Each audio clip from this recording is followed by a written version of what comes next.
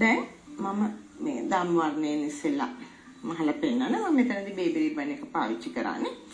පොඩි මේ ගැටයක් දාලා ගන්නත් පුළුවන් නැතුව ගන්නත් පුළුවන්.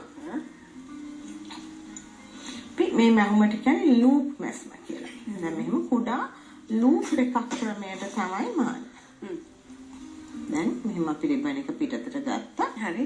මම තියලා ඒ ඊටම ළඟින්ම නෙමෙයි දශමයක් වගේ ඉඩක්සක් තියලා ඉදි කටුව ගහලා අදිනවා.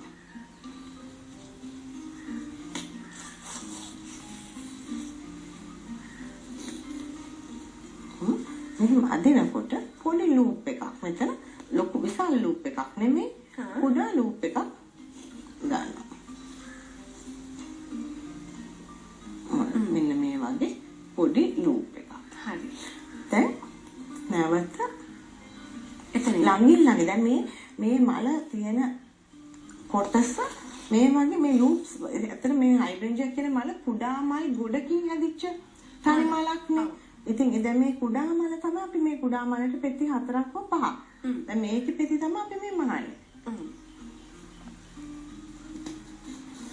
ඇත්තට මේ වගේම කරද්දී ඇත්ත මලක් බලලා ඒක දැන් වඩා හොඳයි. හයිඩ්‍රන්ජියා මල කියනවා දැන් අපි බොහෝ දෙනෙක් සමහර විට ඇත්තට මල්ගමගේ මහත්ම දැකලා නැතුව ඇති. සමහර අය දැකපු අය ඇති. ඉතින් දැකපු කෙනෙකුට නම් මලම වාගෙන පුළුවන් ඔක නිර්මාණය කරගන්න. නොදැකපු කෙනෙකුට තමයි ගැටලුව තියෙන්නේ මේ මල කොයි වගේ මලක් වෙන්න ඇතිද?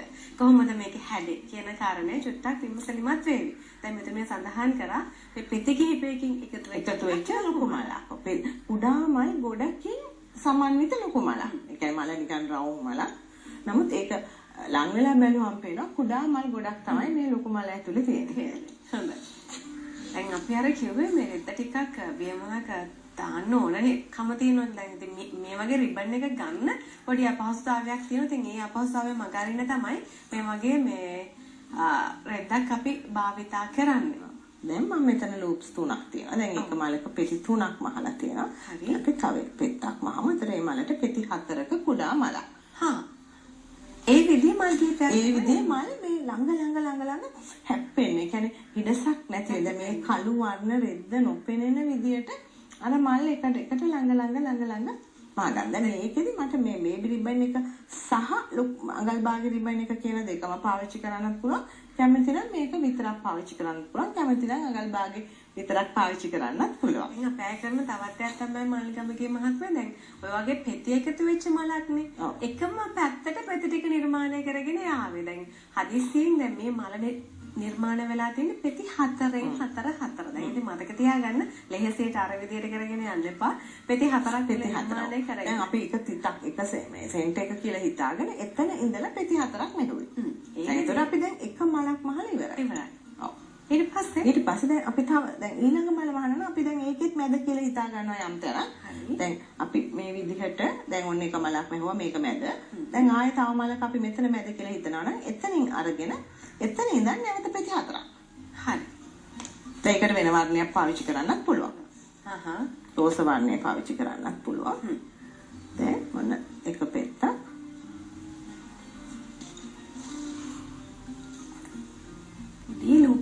පොඩි ලූප් එකක්. ඕක මම රූප සටහනකිනුත් පෙන්නන්න. එතකොට තවත් හොඳට පැහැදිලි.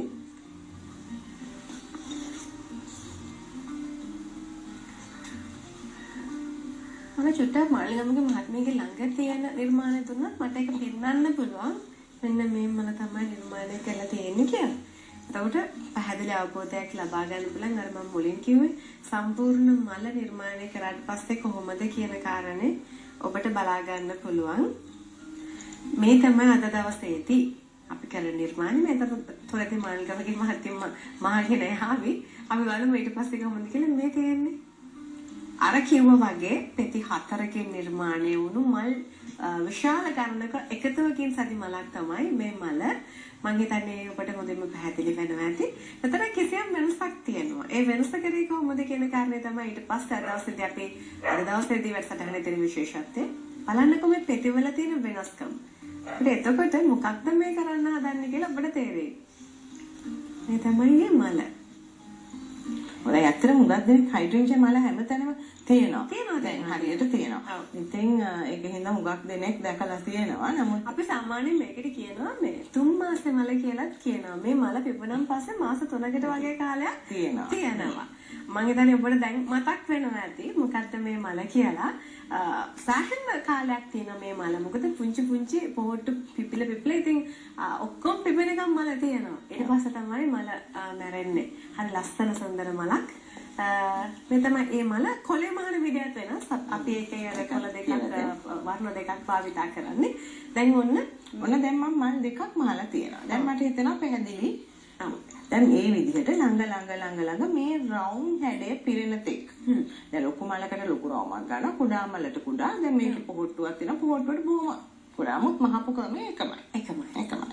දැන් මම මේක පොඩ්ඩක් කියලා දෙන්නම් අපිට කොලෙත් මහලා පෙන්නන්න අවශ්‍ය නිසා වර්ණ ගන්නවා ගන්න කොහොමද කියලා. දැන් වර්ණ ගන්නවා ගන්නකොට මෙහෙම අපි පින්සලක් අරගෙන මේ මල තෙත කර ගන්නවා. දැන් මේ ඔක්කොම මහගෙන ඉවර වෙලා. මෙහෙම මල පොඩ්ඩක් ඉස්සෙල්ලා වතුර විතරයි නේ. හොඳට දැන් මල තෙතක්. ඊළඟට අපිට අවශ්‍ය අපි ගම් වර්ණය කියලා හිතමු. ගම් වර්ණය අරගෙන බොහොම ලාවට බොහොම දියට මේක නිකන් පොඩි ඩයි කිරීමක් කරන්නේ උඩින් වර්ණ ගානව නෙමෙයි.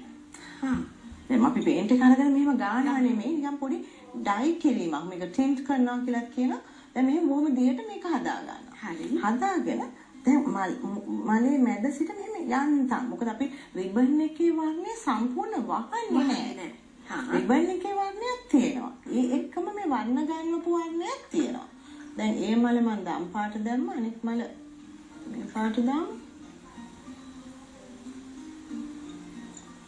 ඒකම රිබන් එකෙන් මැහුවේ නමුත් සම්පූර්ණ වර්ණ දෙකක් වෙනවා. දැන් අර රිබන් එකේ වර්ණය සම්පූර්ණ වහන්නෙත් නෑ. එතකොට තමයි ඒ වර්ණ ගොඩක තියෙන මේ මල ඇත්තටම බැලුවොත් පේනවා ඒ වගේ තමයි තියෙන්නේ. එක මල පොඩක් දම් පාටට හුරු එකක් රෝස පාට හුරුයි ඒ වගේ.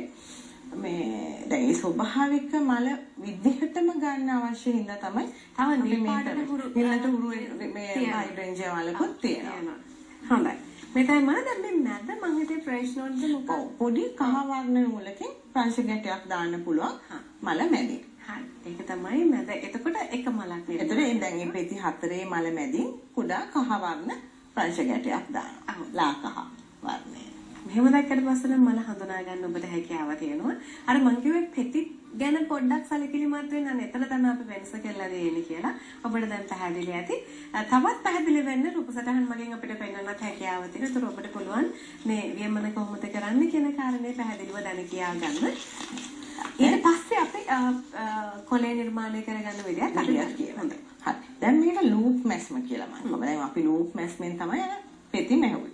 දැන් ලූප් මැස්ස මහනකොට යම් කිසි තැනකින් ඉදි කටුව පිටතට ගත්තා. දැන් මේක පේනලා තියෙනවා. ඊට පස්සේ ළඟින් ඇතුළට දාලා අර ලූප් එක. දැන් මේකෙදි පැන්සලක් හෝ යම් දෙයක් අපිට ඇඟිල්ල තියෙන ලූප් එක හදා ගන්නත් පුළුවන්. දැන් ඇඟිල්ලෙත් දැන් මේ මලේදී අපි ඇඟිල්ලටත් වඩා ලූප් එක පොඩ්ඩක් කොටයි. ඒකෙන්ද ඇඟිල්ල තියෙන ලූප් එක හදලා තව චුට්ටක් අදිනවා. හරි.